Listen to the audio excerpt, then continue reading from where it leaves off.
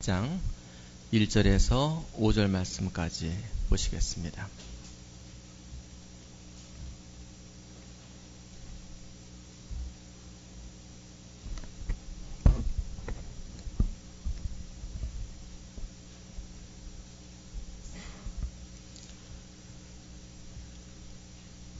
성경은 이사야 40장 1절로 5절 말씀입니다.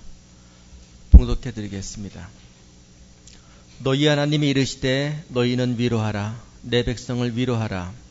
너희는 예루살렘의 마음에 닿도록 말하며 그것에게 외치라. 그 노역의 때가 끝났고 그 죄악이 사함을 받았느니라. 그의 모든 죄로 말미암아 여호와의 손에서 벌을 배나 받았느니라 할지니라 하시니라. 외치는 자의 소리여, 이르되 너희는 광야에서 여호와의 길을 예비하라. 사막에서 우리 하나님의 대로를 평탄케 하라.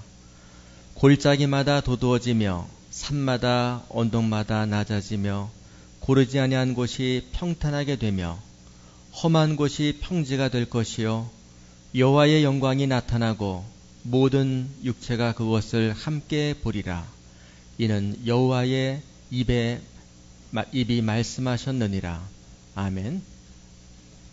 자, 성탄절을 준비하며 우리가 어떤 마음을 준비해야 될까? 성탄맞이라는 제목하에 오늘 말씀을 같이 나누시겠습니다. 성탄절을 맞이하면서 가장 먼저 우리가 준비해야 할 마음은 우리 스스로가 마음의 위로를 받고 그 받은 마음의 위로를 내가 아는 사람들에게 나눠줄 수 있는 그런 사람이 되어야만 되겠습니다. 성탄절 하게 되면은 생각나는 음악이 있죠. 그 핸델의 오라토리오 메시아, 아마 다 여러분들 아실 겁니다. 그 메시아는 이사야서 오늘 본문의 말씀으로 시작이 되는 것을 아마 아시는 분은 아실 겁니다. 영어 가사는 Comfort my people 이런 건데요. 테너지요. 그래서 오늘 말씀 같이 나누시면서 참 우리가 위로를 내가 체험하고, 이 위로가 컴포트입니다. 그래서 오늘 말씀에 보게 되면은 너희의 하나님이 이르시되 너희는 위로하라. 내 백성을 위로하라. 이게 성탄의 메시지인데요. 우리가 이 찬양을 한 3분으로 되는데 한번 들어보겠습니다.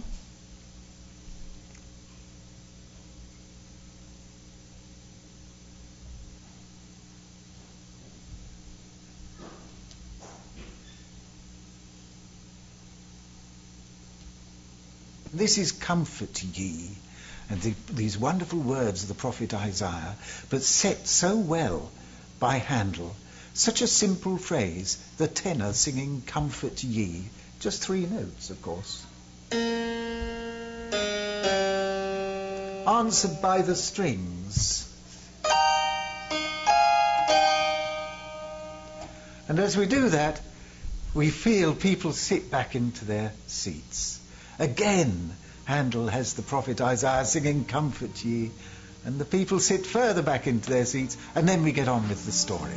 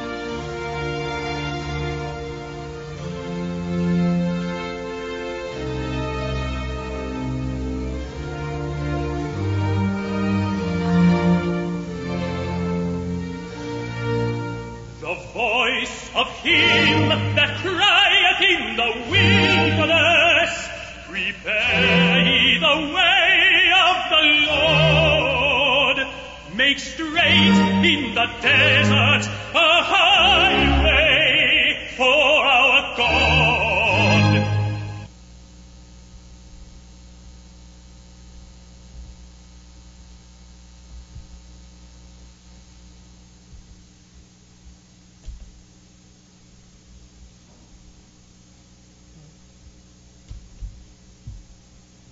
잘 들으셨죠? 다음으로.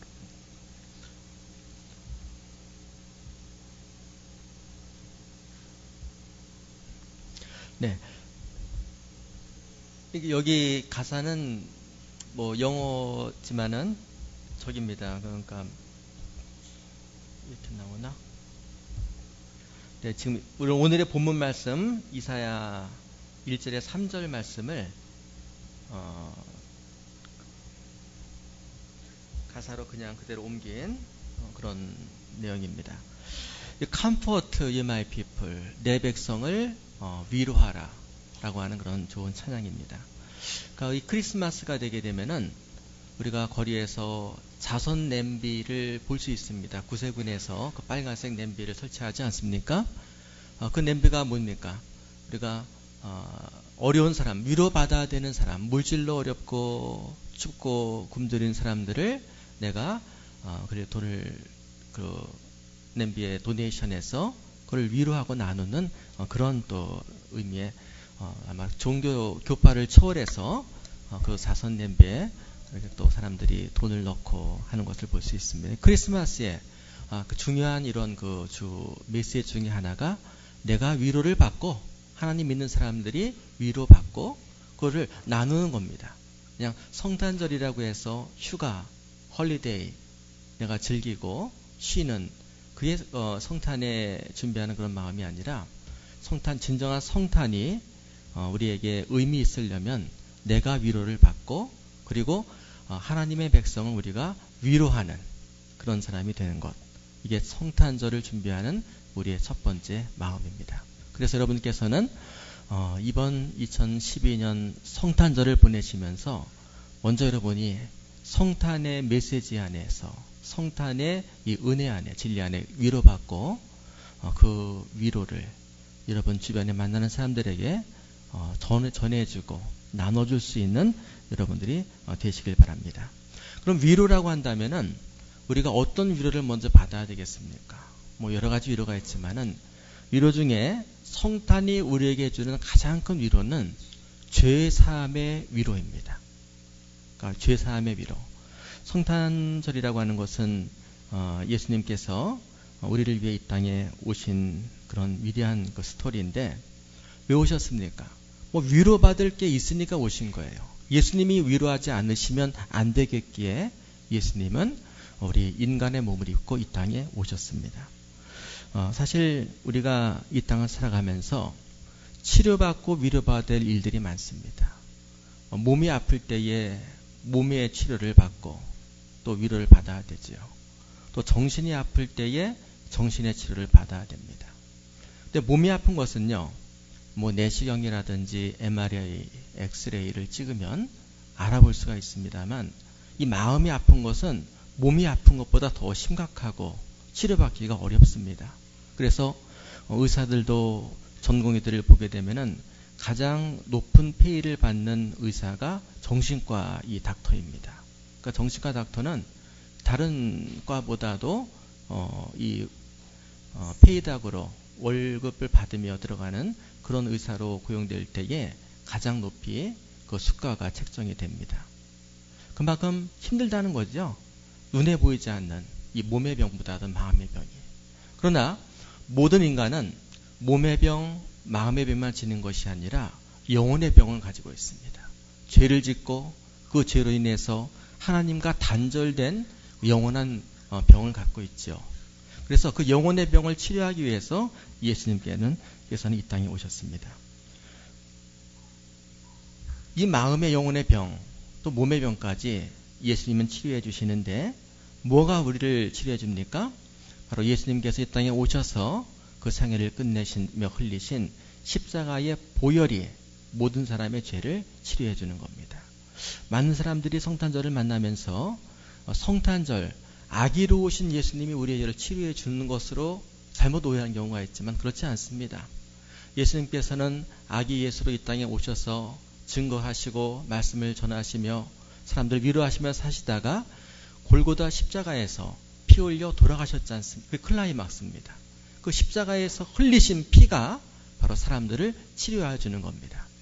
이런 베너라고 하는 소설과 영화 기억하실 겁니다. 그 베너라고 하는 주인공이 유대인의 귀족의 아들로 자라나다가 그 집안이 한꺼번에 망하지요. 메살라라는 친구와 그 갈등 속에서 한꺼번에 몰락합니다. 그리고는 베너는 종으로 그는 팔려가고 또 그의 어머니와 그의 여동생은 또 어디론가 또 불행을 당하고 그런 가운데서 베너는 종으로 팔려갔지만 하나님의 은혜로 그는 그 로마의 한 집정관을 만나서 그의 양아들로 입적이 됩니다. 그리고는 당당하게 고향 땅으로 돌아오게 됩니다. 메살라라고 하는 그 못된 친구는 돌아온 베너를 보며 소스라치게 놀라지요. 자기가 몰락시켜서 그리고 배신하고 그를 종으로 보냈던 그 베너가 자기와 동등한 파워를 지닌 로마 중앙 권력자의 아들로서 돌아왔단 말씀이죠. 그래도 메살라는 그 지역에서 실세입니다. 둘이 이제 전차 경주를 하게 됩니다. 전차 경주를 하는데 메살라는 야비한 방법으로 경기에서 이기려고 했지만 이 헐리우드 영화답게 말이죠.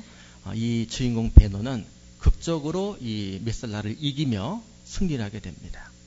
그 전차 경주에서 메살라는 큰 깊은 상처를 입고 죽어갑니다. 근데 죽을 때에 선하게 죽으면 좋을 텐데 죽을 때에도 못된 짓을 하지요. 뭐라 그래요? 죽어가면서 마지막 숨을 몰아쉬며 베너에게 하는 말이 뭐냐 하게 되면은 베너의 그 상처를 또 소금을 뿌리는 겁니다. 너의 어머니와 너의 여동생은 문둥병에 걸려서 지금 나병 환자촌에서 격리돼서 살고 있다라고 얘기를 하며 그에게 상처를 주며 죽습니다. 베너는 이제 어머니와 동생을 찾지요. 문둥병이라고 하는 것은 지금도 치료하기 어렵지만은 그 당시에는 불치병입니다. 그런데 그 베너 옛날 집에 하녀로 있었던 에스더라고 하는 그 하녀가 예수님을 만나서 크리스찬이 됐습니다. 그리고는 그 에스더를 통해서 예수님을 만나면은 문둥병조차도 고침받을 수 있다라고 하는 소식을 듣고 어머니와 동생을 빼내서 예수님을 막 찾아갑니다. 그리고 예수님을 마저 만납니다.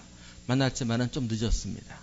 왜냐하면 예수님은 이미 정죄돼서 십자가를 지고 골고다로 십자가에 달려 죽기 위하여 십자가를 어깨에 메고 골고다 언덕 올라가고 있는 그런 쯤입니다.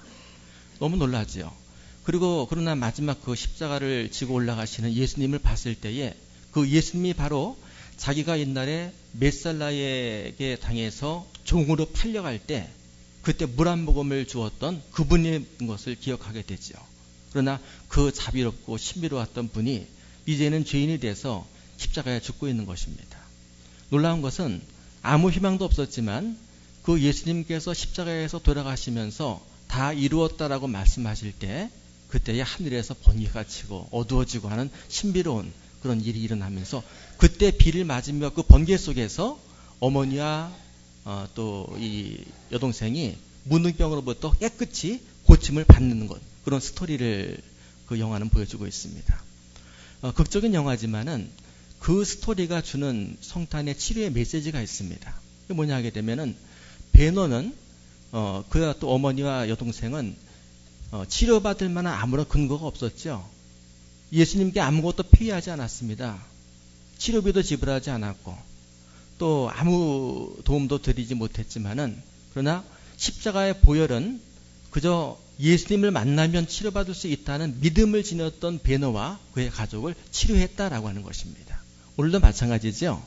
우리가 살아가면서 마음의 병, 또 영혼의 병, 몸의 병을 갖고 있을 수 있지만은 성탄의 이 주인으로 오신 예수 그리스도의 보혈은 그 보혈을 위하여 내가 아무런 대가를 지불하지 않았어도 한 해 동안 살아오면서 제대로 주일도 성수하지 못하고 제대로 헌금도 드리지 못하고 전도도 하지 못하고 했다라고 할지라도 그저 배너처럼 이 바람과 기대와 소망만 있으면 치료받을 수 있다라고 하는 것이 성탄의 너그러운 메시지다라고 하는 말씀입니다. 두 번째로 성탄의 치료는 우리에게 은혜로 다가옵니다. 마음속에 깊이 새겨져 있는 그런 상처는 바로 은혜로만 치료받을 수 있다라고 하는 말씀이죠. 여러분도 그렇겠지만 저도 살아오면서 마음의 상처를 크게 입었던 적이 몇 번 있습니다. 상처를 입었을 때에는 그 무엇으로도 해결받을 수 없을 것 같아요. 그냥 보통 마음의 병이라고 한다면은 정신과 의사를 찾아가면 되겠습니다만은 그것도 아닌 것 같고 대책이 없습니다. 그러나 시간이 지나면서 성령께서 치료해 주셨다라고 하는 말씀입니다. 하나님의 영이 성령은 우리의 아주 깊은 마음의 상처까지도 치료해 주십니다. 성경을 보게 되면 가장 큰 마음의 상처의 깊이를 지닌 사람이 욥이라고 하는 사람인 것을 우리가 알 수 있습니다. 욥이 모든 것을 다 잃었지요. 알 수 없는 고난과 아픔 속에서 그는 의문을 제기하고 있습니다. 그러나 성령께서 그에게 은혜를 주셔서 깨닫게 하십니다. 그러할 때에 하나님의 은혜가 충만함을 입어서 욥은 그 어려움 속에서 이렇게 고백하는 것을 읽어볼 수가 있습니다. 내가 모태에서 알몸으로 나왔사온즉 또한 알몸이 그리로 돌아갈지라 주신이도 여호와시요 거두순이도 여호와시오니 여호와의 이름이 찬송을 받으실지이니이다. 내가 출발부터 알몸이 아니었느냐라고 하는 그런 깨달음을 얻게 된다라고 하는 말씀이죠. 또 한 가지 우리가 치료받는 것은 하나님의 진리가 우리를 치료하십니다. 그 심령의 은혜가 충만하게 되면은 성령께서는 진리를 이 말씀을 우리에게 깨닫게 하십니다. 성경 보게 되면은 로마서 8장 28절에 우리가 알거니와 하나님을 사랑하는 자 곧 그의 뜻대로 부르심을 입은 자들에게는 모든 것이 협력하여 선을 이루느니라 라고 말씀하십니다. 여러분 이 말씀을 알고 계십니까? 모든 것이 협력하여 선을 이룬다 라고 하는 말씀. 선한 것들만 선을 이루어야 되는데 선하지 않은 것들도 협력해서 선을 이룬다 라고 하는 말씀입니다. 이것은요 성령께서 깨닫게 하지 않으면 우리가 알 수 없는 진리입니다.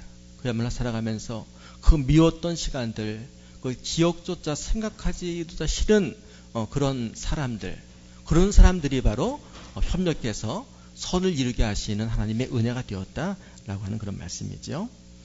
이런 그 은혜를 깨달은 그 다윗은 고린도후서 1장 3절에서 이렇게 기록을 하고 있습니다. 찬송하리로다. 그는 우리 주 예수 그리스도의 하나님이시여 자비의 아버지시여 모든 위로의 하나님이시며 우리의 모든 환난 중에서 우리를 위로하사 우리로 하여금 하나님께 받는 위로부터 모든 환난 중에 있는 자들을 능히 위로하게 하시는 이시로다라고 말씀하고 있습니다. 위로라고 하는 것은 크리스찬의 위로는 위로할 수 있는 높은 위치에 있을 때 하는 위로가 아니라 환난 중에 있으면서 고통 중에 있으면서도 위로하게 하는 능력이다라고 하는 말씀이죠. 여러분도 이번 연말 성탄의 절기를 지내시면서 여러분 위치에서 여러분 주변에 많은 분들에게 넓은 또 큰 깊은 위로를 베풀 수 있는 그런 분들이 되시기를 주님으로 축원을 드립니다. 두 번째로 성탄 이 절을 맞이하면서 우리의 믿음을 우리는 잘 준비해야 되겠습니다. 오늘 3절 말씀 보게 되면은 외치는 자의 소리여 이르되 너희는 광야에서 여호와의 길을 예비하라 사막에서 우리 하나님의 대로를 평탄케 하라라고 말씀하고 있습니다. 믿음이라고 하는 것은요, 이것은 성탄으로 오신 예수 그리스도를 맞이할 수 있는 길입니다. 통로와 같다라고 하는 말씀이죠. 예수님께서 이 땅에 처음 오실 때에 하나님께서는 예수님의 그 탄생, 예수님의 첫 번째 이 땅에 내려오심을 위하여 많은 준비를 해 오셨습니다. 역사가들이 분석해 놓은 그런 자료를 보게 되면은 지금으로부터 2000년 전 예수님께서 이 땅에 오실 때에 그때의 세상은 인류 역사상 한 번도 경험하지 못했던 그런 기적 같은 일들이 이루어졌던 그런 시대였습니다. 첫째로 국가가 통일됐지요. 로마라고 하는 나라가 이 팍스 로마가 전 그 세계를 지배하는 그런 영토를 확보했습니다. 그리고는 언어가 통일됐습니다. 모든 사람들이 방언으로 이야기했기 때문에 어떤 소식이 있으면 그 소식이 세계 곳곳으로 퍼져나가려면은 오랜 시간이 걸렸어요. 다 번역을 해야 되고, 번역해서 또 전달해야 되고, 다시 번역해 전달하고. 그러나 예수님이 오실 때, 지금부터 2000년 전에는, 이 그리스 로마 문화로 해서 그리스어가, 그때 코인의 그릭을 썼는데, 그 그리스어가 전 세계의 공통어처럼 퍼져나갔던 그런 때였습니다. 요즘 같은 때에도 영어가 세계 공통어죠. 그래서 인터넷을 하는 분들은 모두가 다 영어를 기본적으로 압니다. 읽을 줄 압니다. 근데 그 이상으로 그 당시에는 이 그릭이라고 하는 이 언어가 세계 공통어로 어느 나라에서나 이 소식을 접하고 또 전할 수 있는 그런 언어로서 준비되어져 있었습니다. 그리고 세 번째, 도로가 발달되어 있었죠. 로마 제국은 널리 퍼진 그 영토를 다 지키기 위해서 어디에서 문제가 발생하면은 제국 끝이라고 할지라도 이 로마 군단을 신속히 보낼 수 있도록 그 당시 2차선 그 도로를 쫙 깔아서 말이죠. 전차들이 그냥 질주해서 끝까지 갈 수 있도록 그렇게 도로를 모든 세계로 다 도로망을 만들어 놨습니다. 바로 하나님께서 예수 그리스도께서 이 땅에 오실 그때에 바로 국가를 통일시키고 말을 통일시키고 도로를 이렇게 다 만드셔서 예수님이 오신 그 복된 소식이 전 세계에 신속하게 퍼질 수 있도록 준비하셨다라고 하는 말씀입니다. 하나님은 이처럼 준비하시는 분이십니다. 우리가 성경을 읽어보게 되면은 하나님께서 준비하시는 그 역사를 읽어볼 수 있지 않습니까? 다 준비하십니다. 다 사람을 만드실 때에 에덴 동산을 또 준비하시고 또 이삭을 번제물로 바치라고 말씀하실 때에 이미 하나님께서는 그 장소에 그 숯불 속에 이삭 대신 바쳐질 이렇게 또 동물을 준비하시고 준비 과정을 읽어볼 수가 있습니다. 우리도 마찬가지입니다. 지금 우리가 2000년 지나서 우리가 성탄절 2012년 성탄절을 보내고 있지만 우리 역시 준비하시는 하나님, 준비하심 속에 오신 예수 그리스도를 만나기 위하여 우리도 믿음을 우리 마음속에 준비하여 믿음의 대로를 우리가 준비하고 수축해야 그 길로 우리는 성탄의 은혜를 맞고 성탄으로 오시는 예수님을 맞을 수 있는 그런 자격자가 된다라고 하는 말씀입니다. 바로 성탄 주인으로 오시는 아기 예수 그리스도께서 바로 나를 치료하시는, 나를 위로하시는, 나를 복주시는 그런 분이다라고 하는 그 믿음을 가질 때에 그분에게는 성탄절이 가장 의미 있는 그런 또 절기가 될 것입니다. 세 번째로 성탄절을 맞이하면서 우리는 우리의 마음을 평탄케 해야 됩니다. 아무리 믿음이 있어도 예수님만이 나의 구원이시오, 예수님만이 나의 위로자가 되십니다라고 고백해도 마음이 울퉁불퉁하면은 그 길로 예수님께서 우리 마음속에 평안하게 오실 수가 없다라고 하는 말씀입니다. 오늘 말씀 4절 말씀 보게 되면 이렇게 말씀합니다. 골짜기마다 도두어지며 산마다 언덕마다 낮아지며 고르지 아니한 곳이 평탄하게 되며 험한 곳이 평지가 될 것이요 라고 말씀하고 있습니다. 성경 말씀 전체를 우리가 요약해 보게 되면은 많은 사람들이 성경 말씀의 요약은 사랑입니다라고 얘기를 합니다. 그죠? 성경 말씀 신구약이 뭘 얘기하느냐 라고 한다면은 사랑입니다라고 얘기합니다. 그런데 저는 물론 그 말에 동의하지만은 그러나 저에게 사랑 말고 다른 말로 성경을 요약할 수 있냐라고 한다면은 저는 겸손이라고 얘기를 합니다. 겸손. 바로 하나님께 나갈 수 있는 사람은 겸손한 자이며 죄사함을 얻을 수 있는 사람은 자신이 죄 있는 것을 깨닫는 겸손한 자이며 천국에서 가장 큰 자는 겸손한 자이며 겸손이야말로 또 사랑을 대체할 수 있는 성경에 좋은 요약된 단어가 아닌가 생각을 합니다. 우리가 성탄을 예배하는 성도의 마음도 겸손이지요. 그 마음이 교만하고 마음에 어떤 삐뚤어짐으로 가득 차 있다라고 한다면은 성탄에 적합한 성도의 사람이 될 수가 없습니다. 마음이 평탄한다라고 하는 것은 겸손으로 평탄해지는 겁니다. 이 사절에는 말씀대로 골짜기마다 도두어지며, 골짜기는 무엇입니까? 내가 그동안 소외했던, 내가 쳐다보지 않았던 그런 것들, 열심히 되지 않았던 신앙생활들, 이런 것들은 raise up, 도두어져야 된다는 말씀이죠. 그리고는 제 잘난 맛에 살고 교만하게 살았던 이런 산과 언덕들은 낮아져야 된다라고 하는 말씀입니다.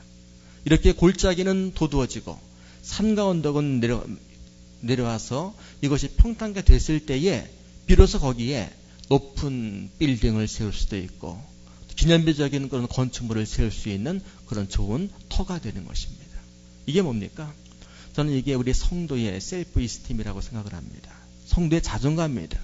성도의 자존감은 바로 나의 못났던 것들, 나의 잘못된 부분들은 우리가 그것은 그리스도의 은혜로 지켜 세우고 돋아 올리고 그리고 하나님의 높이에 우리 맞추는 것이죠. 성도의 이 셀프 이스팀. 주님께서는 이 셀프 이스팀이 낮은 사람을 이 자존감을 올려주시는 분이십니다. 성경을 보게 되면 예수님께서 이 땅에 오셔서 3년 반 동안 계실 때 하셨던 일들을 보게 되면은 높은 자, 고관 대작을 찾아다니지 않으셨습니다. 당대 부자들을 찾아다니지 않으시고 권력자들을 찾아다니지 않으셨습니다. 예수님께서 방문하고 찾아가고 만나시고 하신 모든 사람들은 다 병든 사람들, 그 당시 사회 소외계층 사람들이 쳐다보지도 않는 사람들, 희망이 없는 사람들을 찾아가서 그들의 이 낮아진 셀프 이스팀 자존감을 올려주셨다라고 하는 말씀입니다. 이런 예수님의 그 행적을 마태복음 4장 16절에서는 이렇게 예언하고 있습니다. 흑암에 앉은 백성이 큰 빛을 보았고 사망의 땅과 그늘에 앉은 자들에게 빛이 빛이었도다 말씀하고 있습니다. 우리가 준비해야 되는 마음은 바로 이런 마음입니다. 바로 나의 마음 속에 진리가 아니고서 교만해진 그런 마음이 있다라고 한다면은 그것을 깎아내리는 것이죠. 그리고 주님을 우리가 지켜 올리고 그래야 우리가 주님께서 나의 인생 가운데 오실 수 있는 그런 겸손한 대로를 추측하는 것. 이것이 우리가 할 일입니다. 마태복음 18장 3절에 보게 되면은 이렇게 말씀하십니다. 진실로 너희에게 이르노니 너희가 돌이켜 어린아이들과 같이 되지 아니하면 결단코 천국에 들어가지 못하리라. 그러므로 누구든지 이 어린아이와 같이 자기를 낮추는 사람이 천국에서 큰 자니라 라고 말씀하고 있습니다. 우리 마음속에 성도로서 예수님 맞는 그 순간 부끄러운 그런 모든 마음이 있다라고 한다면 평탄한 작업을 우리는 하는 전리가 되어야만 되겠습니다. 이런 재밌는 얘기가 있습니다. 이제 옛날에 그 한 목사님께서 시골의 그 조그만 도시로 거기로 부임을 해 가셨습니다. 한 그 마을인데 가서 이제 첫날 부임 설교를 하시고 그 다음 날이 됐습니다. 다음 날이 됐는데 그 당시에는 뭐 요즘처럼 넉넉한 그런 살림도 아니고 또 냉장고 이런 것도 없기 때문에 거의 매일 장을 보는 그런 때였다는 말씀이죠. 그래서 그날 장을 봐서 반찬을 사서 이렇게 먹고 다음날 또 장을 보고 그런 날입니다. 또 새로운 임지로 부임이 왔으니까 먹을 건 뭐 별로 없었겠죠. 그래서 첫날 부임해서 설교를 하시고 잠을 주무시고 다음날 사모님이 장을 보러 장에 나가셨습니다. 장에 나가서 쭉 이제 이렇게 산거리를 사시는데 콩나물을 사시게 됐어요. 콩나물을 사시는데 웬 할머니가 콩나물을 파십니다. 그래서 콩나물 뭐 30원어치만 주세요 라고 해서 이렇게 봉지에 담아서 받았는데 야, 그 동네 인심이 얼마나 좋은지 콩나물을 전에 뭐 다른 곳에서 사는 것보다 곱빼기로 주시는 겁니다. 너무나 많이 주는 거예요, 생각보다. 그래서 속으로 다음부터는 오면은 10원어치만 사야 되겠다. 그러면서도 습관적으로 에이 좀 더 주세요라고 얘기를 했습니다. 그랬더니 그 할머니가 그 사모님을 보시면서 사모님이라서 제가 더 드렸어요 라고 했단 말씀이죠. 뭐냐게 되면 전날 부임 예배 때 설교하고 인사할 때에 교인들은 사모님을 알아봤지만 첫날 다 모르잖아요. 그래서 그냥 여느 똑같은 시장에 알지 못하는 장사하는 분인 줄 알고서 더 주세요라고 했는데 이미 그분은 사모님 줄 알고서 이미 더 듬뿍 올려드린 거죠. 그것도 모르고 이 사모님은 원래 이 습관대로 물건 살 때마다 주시면은 뭐 사과를 사든 뭐 마늘을 사든 콩나물을 사든 더 주세요 뭐 하는 것처럼 했단 말씀이죠. 우리가 습관적이라고 할지라도 우리 마음속에 평탄하지 못하고 우리가 하는 마음이 있다라고 한다면은 좀 이렇게 좀 깎아 평탄화하는 정지하는 그런 그 전리가 이 크리스마스 전리가 되어야 되지 않을까 생각을 합니다. 평상시 우리는 살아가면서 자기에 대한 스탠다드 기준을 가지고 살아갑니다. 나는 선하다라고 하는 말씀이죠. 나는 바르다라고 하는 말씀입니다. 난 잘못이 없다라고 하는 생각 속에 살아갑니다. 그러나 이 성탄절에서는요, 우리가 늘 살아간 우리 삶의 모든 것을 주님 앞에 맞춰보는 겁니다. 정말 내가 선한가? 정말 내가 올바른가? 정말 내가 부지런한가? 정말 내가 정직한가? 그리고 주님 앞에 나의 모든 것을 맞춰놓고 모든 사람들과 견주어 볼 때에 이 정도면 괜찮다 하는 그런 그 전리가 아니라 주님 앞에 부끄러움이 없도록 평탄화하는 그런 작업. 모든 골짜기가 올라가고 모든 언덕과 산이 낮아져 이게 같은 수준이 맞춰지는 그런 그 성탄의 이런 메시지처럼 이 성탄 절기만큼은 한 번 더 생각을 하고 말을 하고 한 번 더 옷깃을 여미며 한 발짝 내디딜 때마다 다시 한번 조심하는 그런 절기가 됐을 때에 이 성탄절을 매년 보내면서 우리의 신앙은 아기 예수 그리스도께로 조금 더 가깝게 걸어나갈 수 있는 그런 성도의 삶이 되리라고 믿습니다.